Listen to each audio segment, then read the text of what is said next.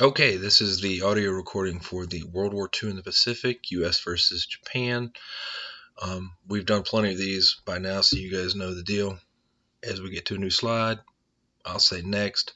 And again, I'm focusing on just reading through the slides. I might add a little bit of something here and there, but mainly just focusing on the information in the slides. All right, let's get to it. Next. An empire. Japan forcefully created an empire with military strength throughout the early 1900s. Japan captured Asian regions like Taiwan and Korea, and it invaded China and took the region called Manchuria and many coastal cities. Japan planned on taking over even more of the Pacific when it joined the Axis powers during World War II. Next. Pearl Harbor.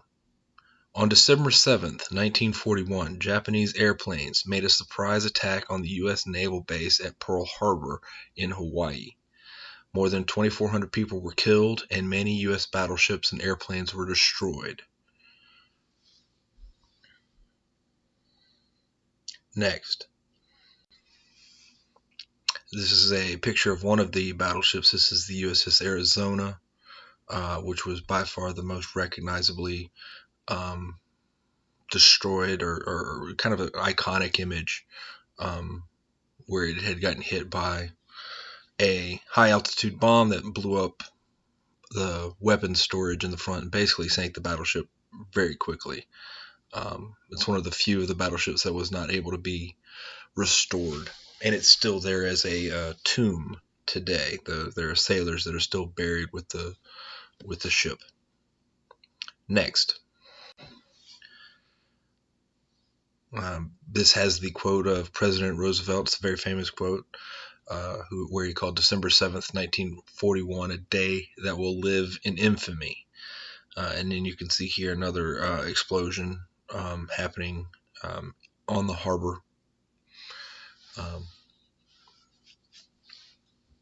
Next. U.S. enters World War II. The next day, President Roosevelt asked Congress to declare war on Japan. They agreed, and the U.S. officially entered World War II on December 8, 1941. On December 11th, Germany and Italy declared war on the U.S. They were allies of Japan. The U.S. was now deeply involved in World War II on the side of the Allies. That's joining Great Britain, Russia, France, and some other smaller countries. Next slide. President Roosevelt signing the declaration of war against Japan. Remember, that's a situation that Congress has to declare war.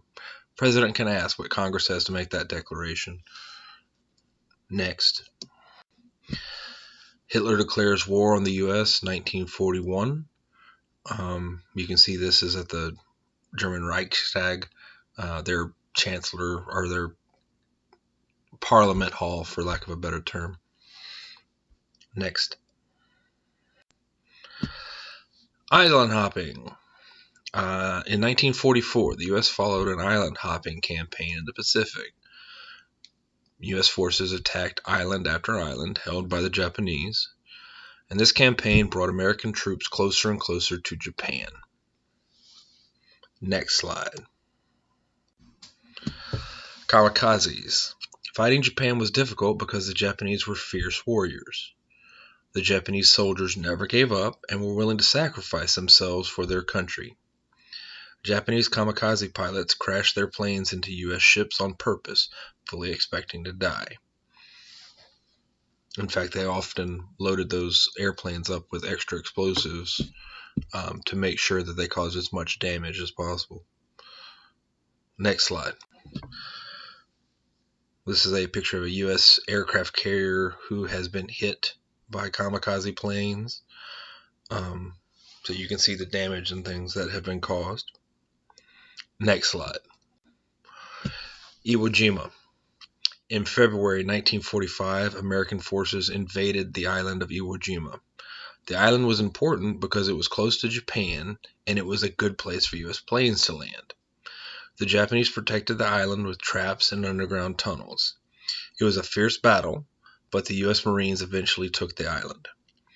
So as it says, this is a very important island because at this point, if you have this island, you're close enough to Japan where you can take off from Iwo Jima to bomb Japan without having to rely on bringing aircraft carriers up. Next slide.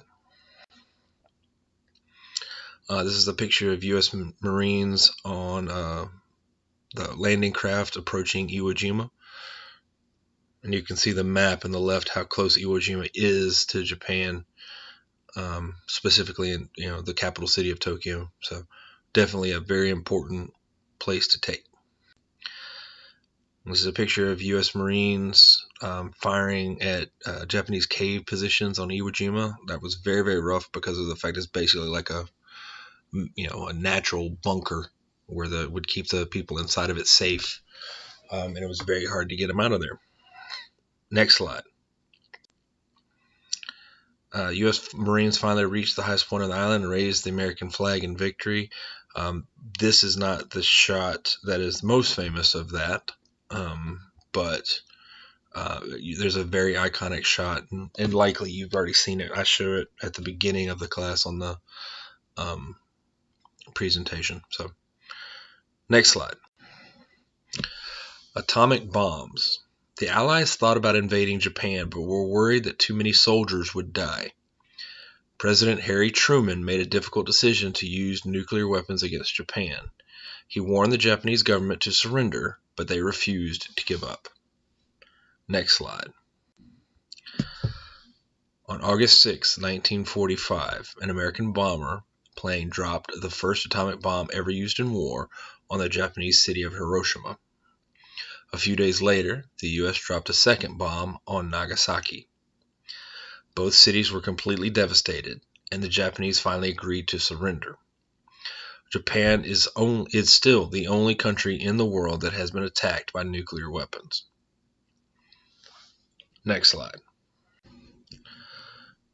This is the bomber crew of the plane that dropped the first bomb. They named the bomb. The two bombs were called Fat Man and Little Boy, and Little Boy was the first one to go. It was dropped on Hiroshima, and the name of the plane was named, I believe, after one of the crew members' fiance. Her name was Enola Gay, so they named the plane after her. So, next slide. This is the mushroom cloud over Hiroshima, or Hiroshima. Different pronunciations on that, after the bomb had been dropped. Next slide. This is what Hiroshima looked like after the bomb had gone off. You can see most of the smaller buildings and stuff like that are just completely gone. There's some stone buildings or concrete buildings that are still standing, but heavily damaged and everything like that. And this is, way far out from where the actual bomb hit. So, next slide. This is a picture of the cloud over Nagasaki. So this is from ground level, and you can see how the explosion looks and everything. But this is the second one that was dropped. Next slide. VJ Day. The two sides signed a formal surrender papers on the U.S. battleship Missouri on September 2nd, 1945. This day is known as VJ Day, Victory in Japan Day, and officially put an end to Japanese empire building.